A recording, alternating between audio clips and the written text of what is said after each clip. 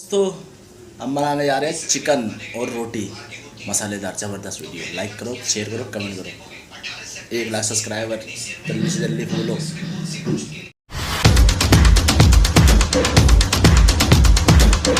तो आप उबाल लो सही से, ठीक है। इसके अंदर थोड़ी देर उबाल के इसमें फ्राई होने दो। उसमें आप इसमें कुछ मत करना है, मसाले मत डालना, बस एक प्याज काटना और टमाटर और नमक डाल देना बस, ठीक है। उसके आगे आप सब दिखा के